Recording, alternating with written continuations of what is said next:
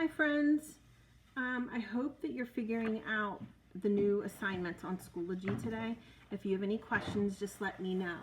The assignment for ELA, you have to scroll all the way to the bottom and there's a link. If you click on the link, there are all the directions on the project that's due the end of the week. And it takes you day by day into steps to explain what you're supposed to do each day. It chunks it for you. So just let me know if you have any questions. I hope you all had a good weekend. Some of your responses are really cool on what you're doing with your families. We really didn't do anything too much. We played basketball outside and took a bike ride and played some board games. So we're kind of doing the same things that you guys are doing too. So today I'm going to read the next chapter in Restart, and this is in Brendan's point of view. When we left off on Friday, we talked about how Chase found out that he was the one who actually stole the Medal of Honor. So I think he's kind of a little bit trying to figure himself out of how he used to be compared to what he is now. So let's see what Brendan has to say. Kimberly's gone. I don't mean she's dead or anything drastic like that. She hasn't moved away. She's gone from my life. That time in the music room when she cared enough to help me out of the tuba when I was too slick with fire extinguisher foam to get my traction, I really believed that I was starting to make some progress with her. But it turns out that that was wishful thinking. In the end, she was just hanging around to be close to Chase. Shocker. Now that she's kicked out, she stopped coming to meetings. Now that he's kicked out of video club, she stopped coming to meetings. From an artistic standpoint, that's probably a good thing. Now she's back supporting the football team since Chase is on it again. She even watches practice sitting in the stands, her homework binder propped open on her laptop. It makes me sad because that's the same thing she did at the video club. These days, the closest I ever get to her is when we happen to pass in the hall and she looks like she's trying to remember where she knows me from. You'd think all that would make me really jealous of Chase, and it does sort of, but the truth is, I probably miss Chase even more than I miss Kimberly. Video club is useless without him. We may as well change the name to club because the creativity level in that room has basically zero. The others notice it too. It's pretty obviously when Miss DeLeo asks who's got footage to screen, and nobody has squat. Even though our club is grinding at halt, I have no sympathy for those guys. I can't get any of them even to consider the possibility that Chase might actually be innocent. Or maybe they're right. I'm the moron. Chase didn't really hesitate to lie about what happened in the music room and blame everything on our electrical cables. Whatever he did or didn't do to Joel and the one-man band, he was just as bad at his Neanderthal pals in that way. But he was our friend. I refused to believe he was faking that. He was a good club member, maybe the best. He worked shoulder to shoulder with Shoshana on Warrior, which was the greatest thing we ever produced. She would have at least taken the time to listen to his side of the story, if there was such a thing. Anyway, she didn't. And neither did Hugo or Marcia or Barton or even me.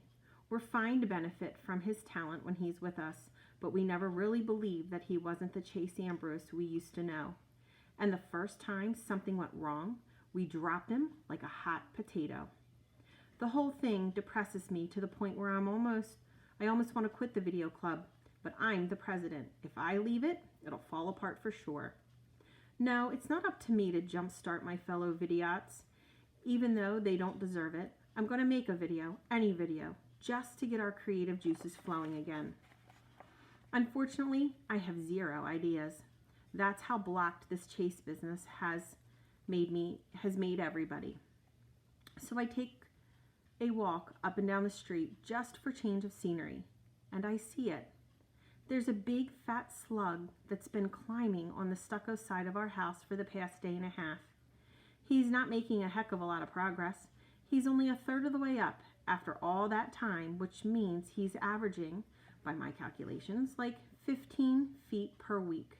But you have to admit the little guy's spirit. He's absolutely determined to get where he's going, which is the roof, I guess. I don't know what's up there for him. That's his problem, not mine.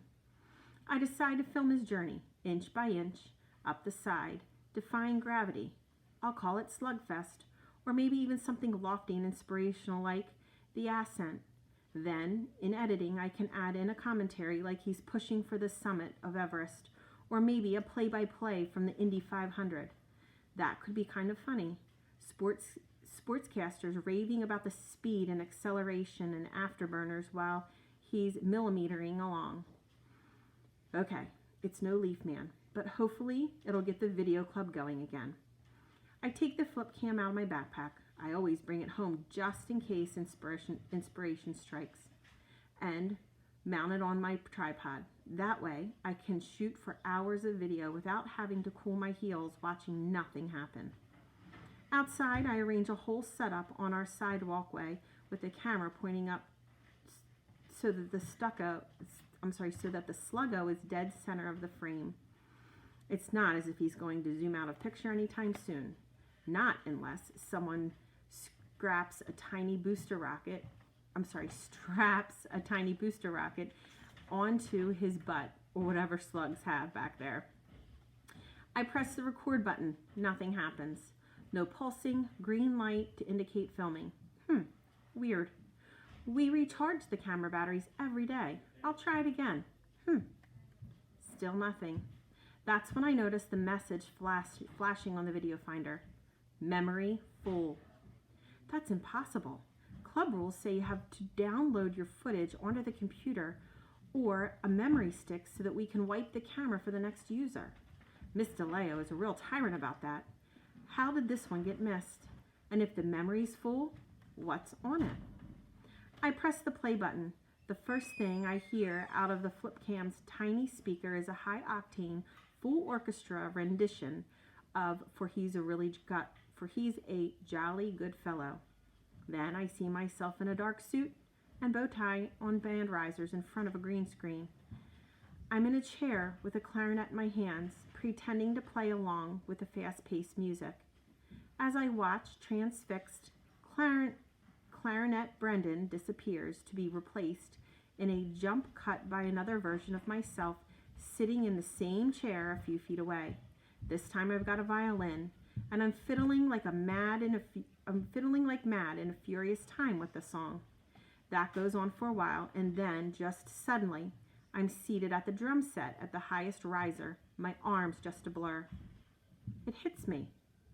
It's one-man band. I must have started the camera, and in all the excitement I never switched it off. Come to think of it, I never turned in the camera that afternoon.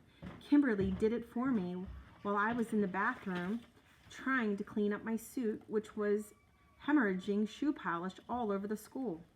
And Kimberly, being Kimberly, didn't know that the rule about wiping the memory. She just put the camera back on the shelf. Amazing! I thought one-man band was gone forever. And here it is on this flip cam, ready to be cut into my greatest video ever. Obviously, I won't be able to use the tuba part because that's when we got attacked and the whole shoot got messed up. After all, my band can't feature a tuba player who gets slimed with foam and trapped in his own instrument, but the rest of it, breathlessly, I fast forward. It's all okay. Better than okay. This could be my first YouTube video that hit it big time. I scan right to the end, and it's all there. Aaron and Bear raiding the shot. Kimberly running out to get Chase. And finally, the tug-of-war between him and Bear with a fire extinguisher. Even over the loud music, you can actually hear the whack when the heavy metal casing smashes Joel in the eye. I wince a little at that. No wonder half the guy's poor face is black and blue. That had to hurt, and I'll bet it still does. Also, at this end, this is important. No smoke, no fire. No reason to fill the room with foam. Not that I ever took that story seriously. Still, it's nice to see hard evidence. Evidence. I'm so wrapped up in reliving it that it takes a few seconds to realize that I'm looking at something monumentally important. All the craziness in the music room happened so fast that it was impossible to process. But here's a visual record that I can watch over and over to catch every detail. I wonder what detail he's going to actually find on that tape. Is he going to actually be able to prove Chase's innocence? And what does that say about Brendan? What about his character? It's interesting to see how this is all unfolding. So hopefully we'll have some good news, but we'll have to wait and see throughout the rest of the week. Well, I hope you guys have a good day. If it gets nice out, I want you to go outside and get a little bit of fresh air. I'm hoping it clears up a little bit because rainy days are no fun. Unless you're inside, you can play some games or something. I hope you're all doing well. I miss you guys a lot. And I look forward to seeing who you guys end up interviewing for your ELA project. So I'll see you soon. Have a good day, guys.